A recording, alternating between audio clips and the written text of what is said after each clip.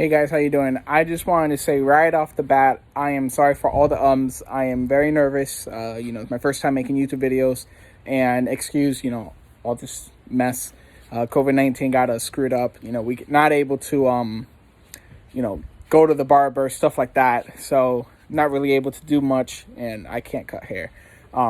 So yeah, I just wanted to say, pardon me for all of the ums and stuff like that. You see me doing it now.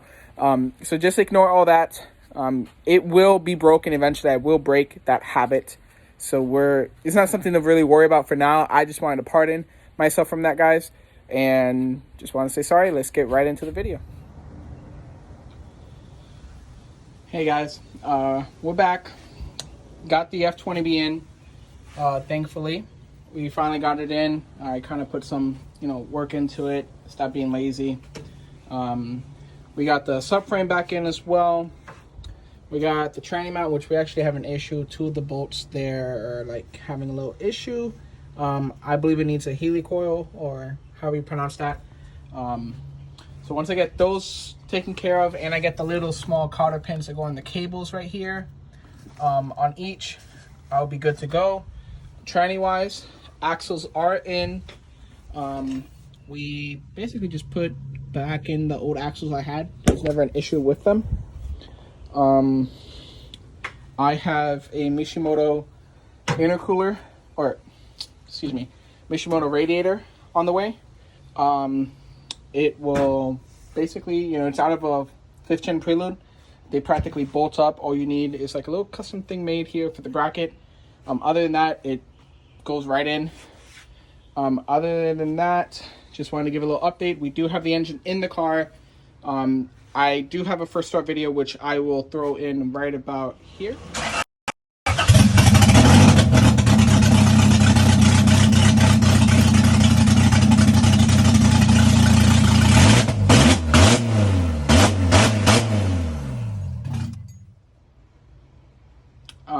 So she started a bit rough.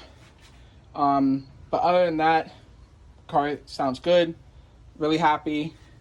Now that we have the entire turbo kit on, I just need to, get the charge piping back on, get the headlights back on, little, small little things here and there.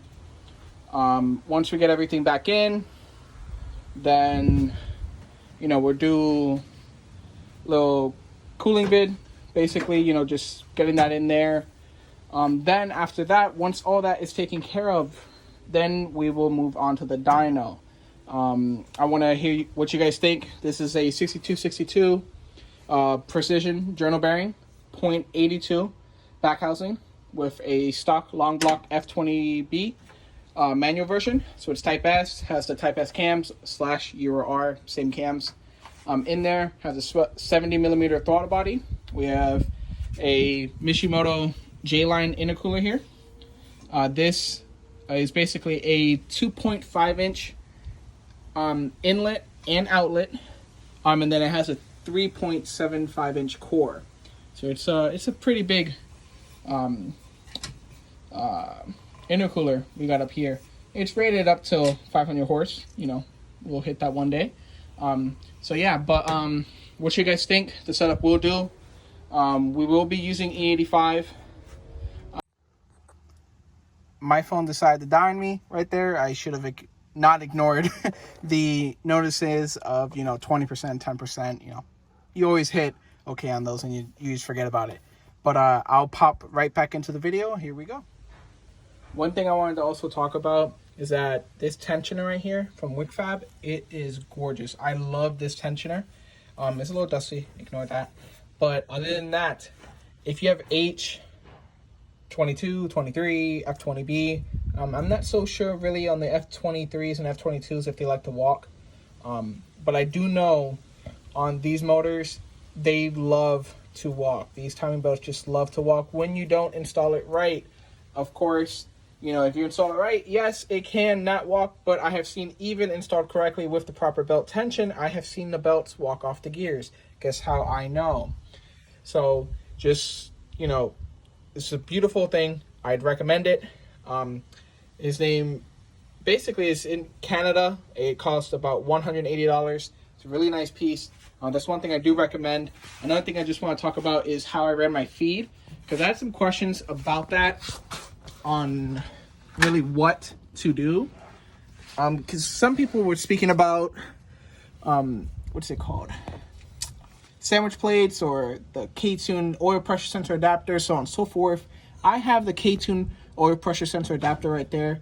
The plate I had from Golden Eagle, that thing just kept on loosening. We tightened about 4 times and it would still loosen. It wouldn't even take that much run time either. I'm talking about within a week, 2 span, a week or 2 span, it would literally just come off and it'll start just dumping oil. So yeah, it was very unfortunate. It even got to a point where it actually came off so much, it actually came, the oil line decided to meet with my axle, and as you can see what happened, kind of cleaned the axle a little bit. But we do have a good amount of space right now between the axle. That's not going to move, of course, and you know, this runs just straight up. Other than that, everything under here is stock T-bracket, you know, stock axles, nothing fancy. This little piece right here broke, unfortunately, but you know, she's been running like that for some time. Other than that, the car, like I said, is open downpipe, and then we got the dump tube right here. My favorite part about the build as a whole is that we did get to keep AC. That's my favorite part about this manifold. It does retain AC and power steering, but I mounted this a different way. Instead of having the compressor side on this side and just having the dump pipe ran this way, I had an issue with fitment right here. So instead of getting a traction bar, I decided to just flip it, and you know, I just bought this and that was it. So yeah, just wanted to give you guys that little update. Other than that, you know, like the video, subscribe. I will be doing weekly updates and keeping y'all posted. Have a good day, y'all.